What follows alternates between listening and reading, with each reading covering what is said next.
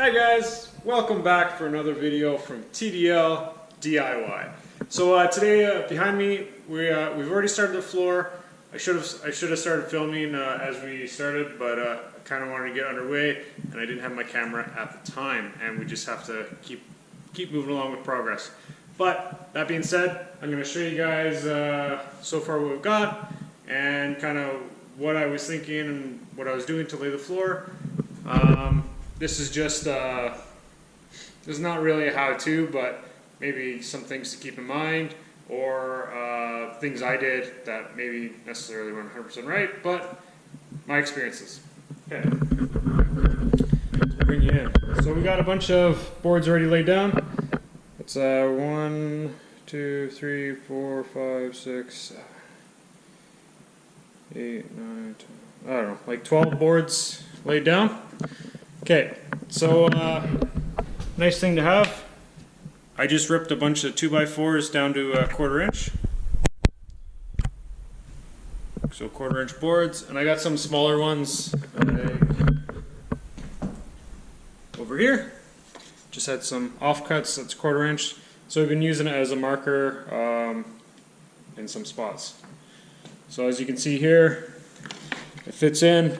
But the wall right here bows out, or bows in quite a bit, so we got a little bit more than a 1/4 inch. And in some spots we got a little bit less, a little bit here. This we can always come by with a trim, what do you call it, oscillating saw tool, and just trim a little bit more off if we need. No big deal. So this is kind of how see, it's come along here, and for some things that aren't 100% perfect, baseboards are going to go down on top of it, so it's going to hide some of the imperfections. I can show you maybe a little bit over here, would be a very good example. I don't know if you guys can see, but right there, maybe the wall isn't straight, or my cut is a little off. You can see that it's just a little bit off. And you can see a little bit there, but don't worry, the baseboard will go right on top of that and we'll cover it, no problem. So my baseboard, we haven't purchased it yet, but from what I see, it's about 1/2 inch from what so if I take 2 of these quarters, makes 1/2 inch, and you don't even see that line anymore. It's all covered up. So that looks great. And if we have to, we can always put a 1/4 round, yeah, 1/4 round or something like that, and cover that up. But that's why I kind of did it this way, ripped off baseboards, so we can put the baseboard on the wall, and hopefully it just covers up everything. Now when I get to here, I've had a flooring guy tell me, leave your 1/4 inch spacing, especially on the island and stuff. So we might do that and just put a little bit of trim on this side, but I don't know about leaving a 1/4 round, like 1/4 inch, sorry, all over the place. I think we'll probably just butt right up to it. I think that might be the cleanest. He was telling me that the floors tend to buckle sometimes if you don't leave that spacing there. I can understand when you hit the walls and stuff, 100%, but to do it all around there, that means you leave like a 1/4 inch bubble all the way around, and you'd have to hide that, and you have to put a 1/4 round or some type of trim piece, and it just might look a little funny, it might look a little off. So yeah, we'll see about that, and it's coming up soon, so we'll do a little bit more research on that one when we come to it. So over here we had I left a little bit of a gap, not quite 1/4 inch, and over here you can tell it's right up against, and then we got a bit of a space on the other side. So what we can do here is we could just take our trim tool and just cut that up and leave that gap there. For all these outlets, I use my flush cut oscillating tool. Now with this, it takes quite a long time to kind of cut through that. It'd be better with a jigsaw, drill a hole and jig it out, or just come into this one. It met on half, So just come in and cut your thing out with a jigsaw. It'd be much faster. Yeah. So same sort of thing. You kind of put your piece in, mark where it starts, and then you just measure. Get a measurement how far back it is, and just put dot dot, and then that's how I did it. So we just I put my piece up against it. I marked on this side, marked on this side, and then I just figured out what the depth was. I put a little dot, measured there to make sure this was the same, and then I drew it out in Sharpie, and then we just cut it. So that was pretty easy. And with the isolating tool, some people call it a flush cut tool or something. So we put our piece of material down and we use it to cut our moldings, because you don't want to be trying to cut all these little grooves out around it. The best thing to do is just cut it right off flush with the floor. And I'll show you guys what that tool is. I think you guys have seen it before. So this one here I got on sale. It's Mastercraft. I got it on sale at Canadian Tire. I think it was like, I don't know, 40 bucks or something like that. No, it's not on, but basically when you turn this on, this little saw jiggles back and forth and cuts it up. And that's why it's like this, so you can push it right flat on something and cut the molding, and it works fantastic. It's a great tool to have, especially if you're doing flooring. You can just trim up all your molding and it will look really, really good, like what you saw over there. Alright guys, so yeah, we cut out a couple other vents here, and we made sure the vent fits in there. Went a little bit far on this side somehow. I don't know how we did that, and could have went a little bit more this way, but the vent fits in there, works good. And same with here. And don't worry guys, if you do cut a little bit too big, don't forget you have a bit of trim that goes around, so it kind of hides it. Yeah, your thing will move a bit, but it will it'll hide some of your imperfections. So don't worry too much about everything being 100% perfect.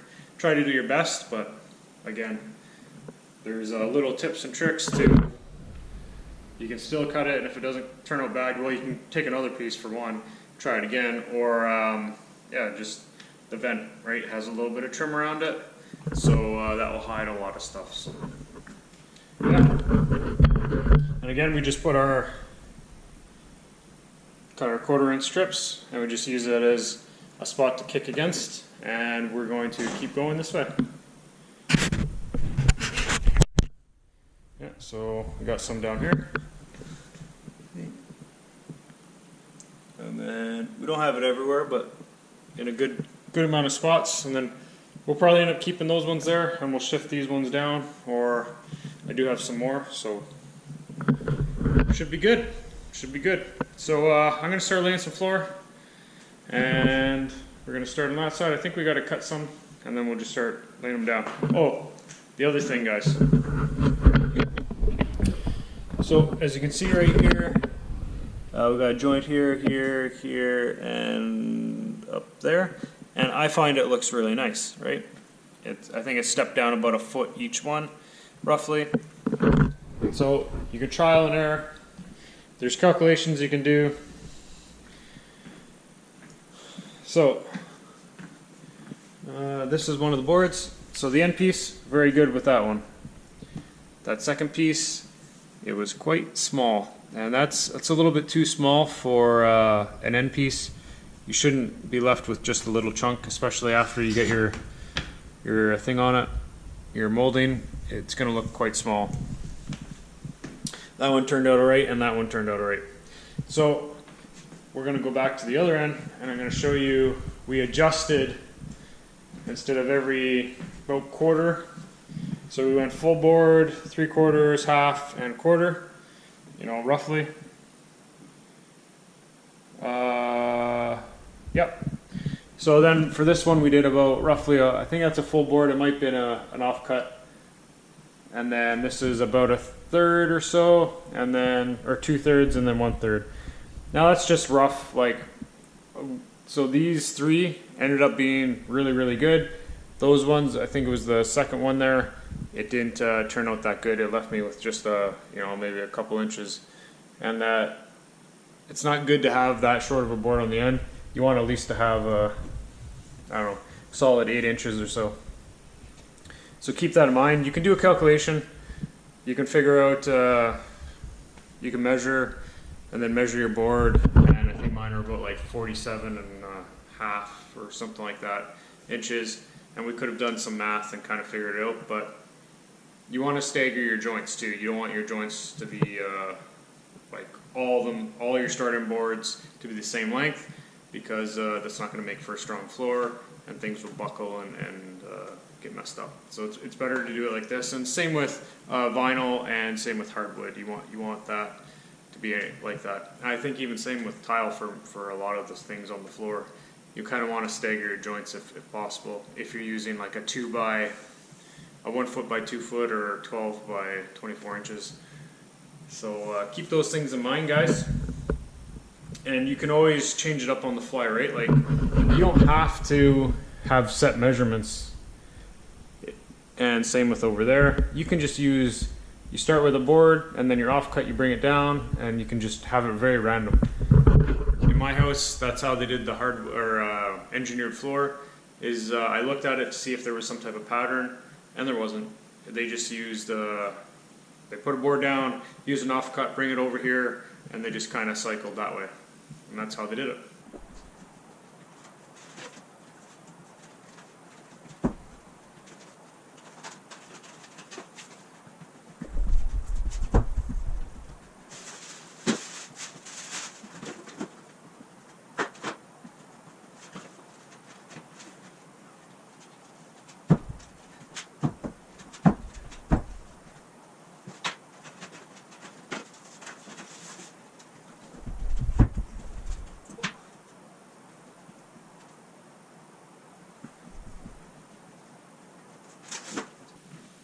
One thing, guys, don't forget, knee pads. You're going to be on your knees quite a bit.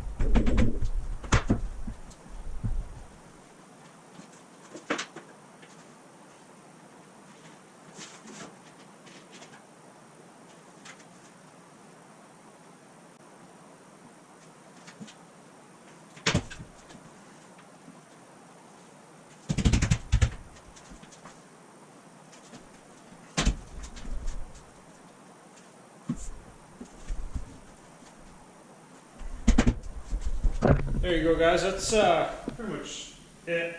Just keep going back and forth, and every maybe second row or third row, you just want to take your little block with your hammer and just tap it to tighten things up. And that's about it. Pretty soon we're going to be coming over this vent and then over to the cabinet, which I'm probably just going to have a little sliver by that cabinet there and then a full piece. So we'll see how that works out, and I might take you guys and show you guys how I do that, or at least talk you through how I did it. So yeah, keep watching guys, thanks for watching, and don't forget, never stop learning.